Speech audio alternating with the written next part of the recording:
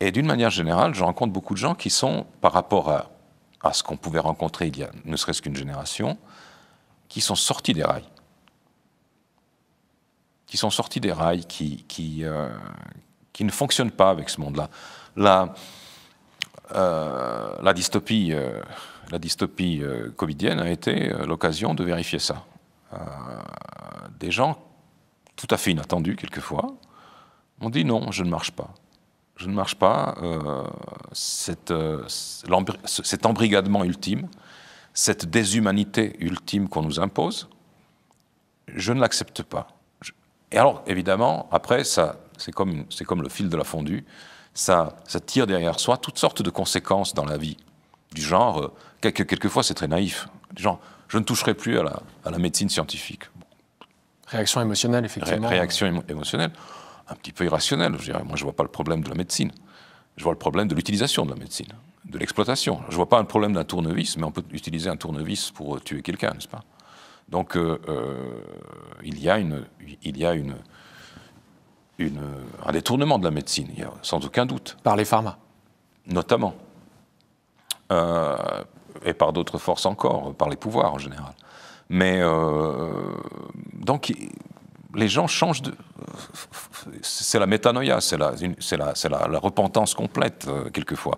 Ce sont des gens qui se privent de revenus confortables, qui changent d'environnement, qui changent de relations, de lecture, de références culturelles, à mi-chemin de leur vie. C'est très difficile de faire ça. Je pense que dans la génération de mes parents, c'était impensable. Et aujourd'hui, il y a beaucoup de gens, enfin beaucoup. Vous savez, en Suisse, on a un baromètre. C'est très commode. De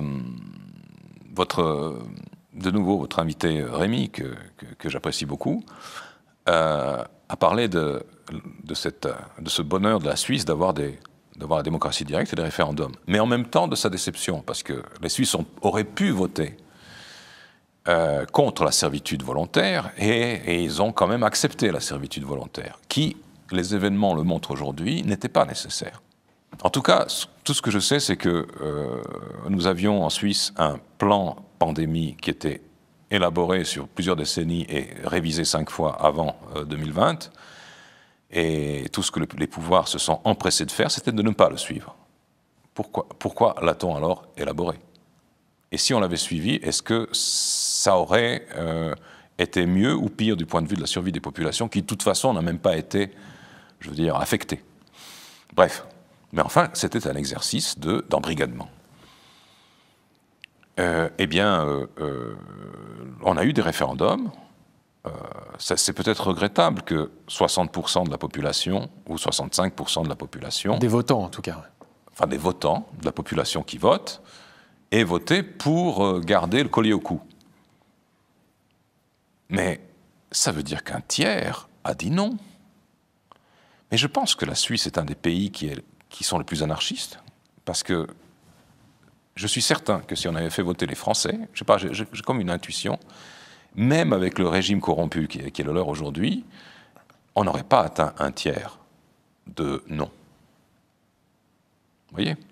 De nouveau, les choses sont claires. Maintenant, vous voyez que nous avons vu à ce propos émerger soudain les contrats signés entre divers États et les dites compagnies, où littéralement les États s'engagent à acheter un chat dans un sac, comme on dit dans certains pays. C'est-à-dire que vous achetez un produit qui n'est même pas nommé vaccin, dont on ne sait ni quel sera son effet bénéfique, ni quel sera son effet maléfique, rien, ni s'il va protéger, s'il va arrêter la contagion, rien du tout. Vous achetez un produit expérimental et vous acceptez, à vos frais, de prolonger l'expérimentation sur votre population.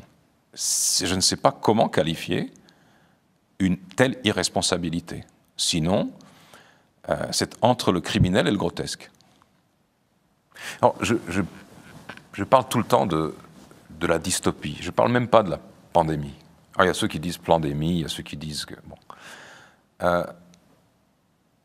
La dystopie, c'est lorsque la réalité dans laquelle nous sommes dévie vers quelque chose qui est complètement cauchemardesque et qui n'a plus aucun rapport sauf de vagues analogies de forme avec le vécu, le réel dans lequel nous sommes.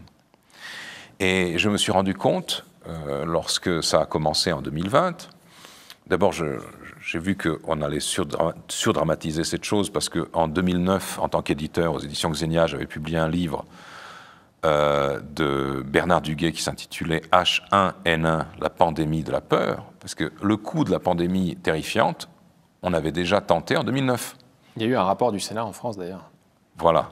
Et il se trouve qu'à l'automne 2009, sur les 37 titres qui étaient consacrés au sujet H1N1, qui était le sujet à la mode à l'époque, il n'y en avait qu'un seul qui dédramatisait le sujet, c'était le nôtre. Les autres, c'était tous aux abris. Donc, ça faisait 10 ans que j'étais un petit peu mis au parfum concernant cette espèce de mainmise de la pharma sur la santé. Et donc, quand cela a commencé, je me suis rendu compte très rapidement que c'était une théâtralisation extraordinaire de quelque chose qui était sans doute une maladie réelle, enfin à mon avis, il me semble, mais qui aurait pu être traitée d'une toute autre manière. Puis alors, à un moment donné, il y a eu la phase des confinements, puis après il y a eu la phase, maintenant on va tous vous soigner, vous résoudre ce problème en vous inoculant quelque chose, ce que j'appelle le résinage, pour ne pas être bloqué par les algorithmes d'inquisition.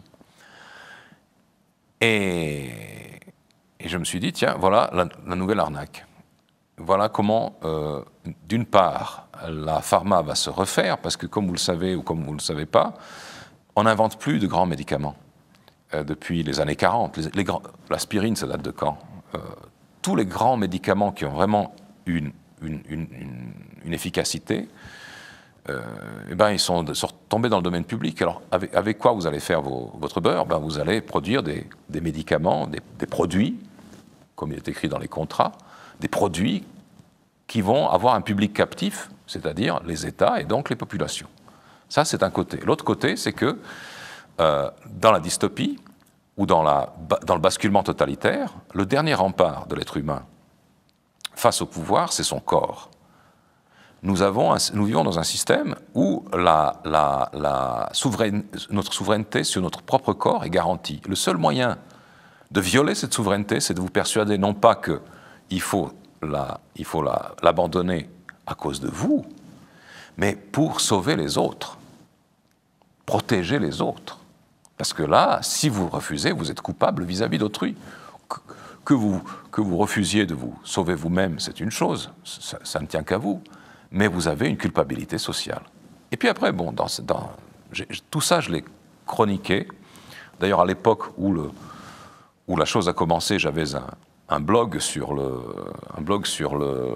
chez Marianne, l'hebdomadaire, que j'avais intitulé Les chroniques de Coronafoirus, pour faire un petit coup de chapeau à Molière et à ses médecins et à ses malades imaginaires, etc. Et puis, un jour, je reçois dans mon courrier, faites attention à ceci, je reçois dans mon courrier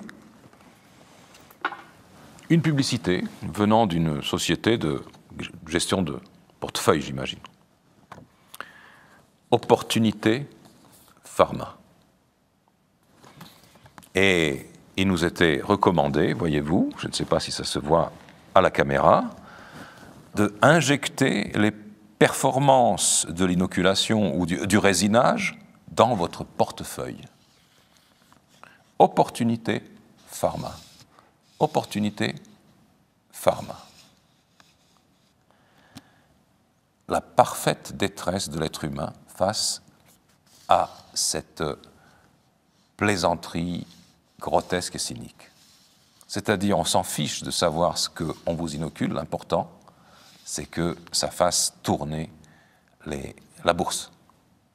Alors, je ne suis pas sûr aujourd'hui que ceux qui, à l'époque, ont placé